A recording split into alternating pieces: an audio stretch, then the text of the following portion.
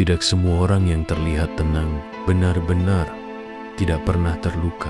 Sebagian dari mereka hanya belajar tersenyum tanpa lagi menceritakan apa yang pernah menghancurkan hatinya. Dan jika hari ini kamu mendengar ini, mungkin bukan karena kamu kebetulan menonton, tetapi karena hatimu sedang butuh untuk didengarkan tentang luka yang tidak terlihat. Masa lalu tidak selalu datang sebagai kenangan.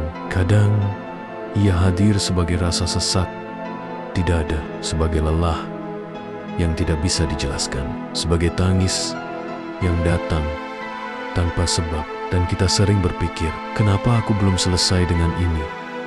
Padahal bukan kamu yang lemah, kamu hanya manusia yang pernah terlalu berharap. Orang yang sudah berdamai dengan masa lalunya tidak lagi bangun setiap hari dengan amarah yang sama. Mereka tidak sibuk menyalahkan takdir, tidak terus menuntut keadilan dari orang yang bahkan tidak lagi peduli. Bukan karena mereka lupa, tetapi karena mereka lelah terus menyimpan racun di hati sendiri. Belajar memaafkan tanpa memaksa. Memaafkan bukan berarti membenarkan, bukan berarti menganggap luka itu sepele. Memaafkan adalah keputusan sunyi. Aku tidak mau hidupku dikendalikan oleh rasa sakit yang sudah lewat, dan keputusan itu tidak semua orang sanggup mengambilnya. Mereka tidak lagi merasa perlu menceritakan luka kepada semua orang, bukan karena tidak butuh didengar, tetapi karena mereka sudah berdamai dengan cerita itu di dalam diri sendiri. Kadang diam adalah bentuk penyembuhan yang paling jujur.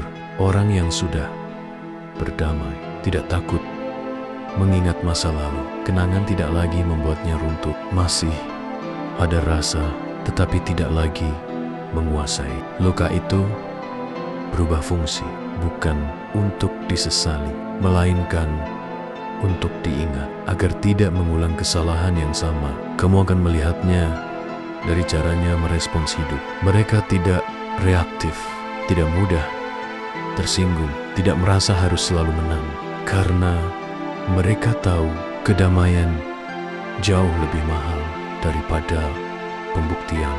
Mereka tidak lagi berharap hidup berjalan sempurna. Mereka menerima bahwa hidup pernah kejam, orang pernah pergi, dan harapan pernah runtuh. Namun mereka juga tahu mereka masih berdiri sampai hari ini. Orang yang sudah berdamai dengan masa lalunya berhenti memusuhi dirinya sendiri. Mereka tidak lagi berkata, seandainya aku lebih pintar, atau seandainya aku tidak sebodoh itu.